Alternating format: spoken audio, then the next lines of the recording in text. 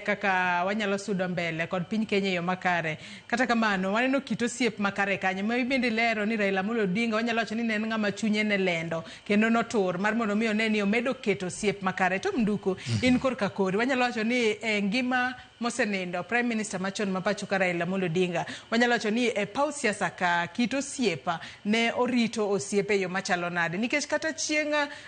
mane mama Aida golo neno mare mano Nyayo Stadium nowacho kanyo ni ne osumo paro marieka ne jogo magin min oda josiasa e pachoka ongisogi ni wasigu mag wuon par mari kikikawgi osiepegi ema ne kaka inyalo rito makare wasike kawuono odiochieng' makiny nyalo bedo osiepne to in ka koro imbe nisekawo ng'ani kaka wasiki to koro idhi timo nang'o ka gisebedo osiepe. En puonj malach ahinya kendo ing'e ni jakom ne en gosiepe makowuoyo kode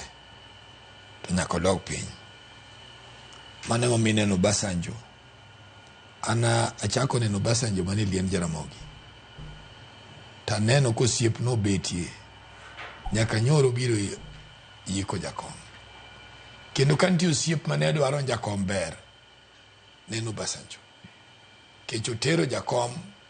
koneno kaka odinre to suggest jakom ka koneno kaka odinre to keto jakom ka mano nyiso wa ni jakom nyocho sogerore malach kendo mang'eyo en kita wod jatend piny machon jakom nyocha dwaro ni jakom chalo ruoth kaka Daudi mane kata kanoso bete telo to nodhi oparo ni Saul nene ka kata doko nakao Saul nodwa dwanya marach to wacho ni be nitie wat Saul moro mantie to kel ni puth ene ko ng'en puth ne nyathi Jonathan mano osiep ne kabisa mane kodwa ni gimoro time to nyathicho wen Daudi dhi nege to wacho ni ina duoko ni mwandu baba ni mwandu kwaru te mae manye jakom timo go president kama nyegi so chope koro nyegi winjre ineno ka bang broad based to jakom ochuno bu president Ruto dhi boromo go president Uhuru neno ka Gideon Moi jakom nyoketo bu Gideon Moi giromo go president Ruto ngeche ndala monyuolie ruoth kata ka ruoth notiyo marach kata ka noti marach tiwe ni Nyasaye mane gima jakom nye puonjo ji tineno ko Uhuru ing'en mar Uhuru gi jakom gini ten a historia maduon kata kisome inotie to Uhuru tibon wango na apart from gik matindo tindo gi jogi no siepe mane gin kita go ute mane oger nigi imith mane jogi nitie koro ginto gino siepe ma okinyal wacho gino siepe kabisa en mana ni gimo Uhuru temo wacho Uhuru temo timo Uhuru temo nyiso ni he meant well mondo jakomo bed beyond gik ma jakomo bedo go e Kenya ka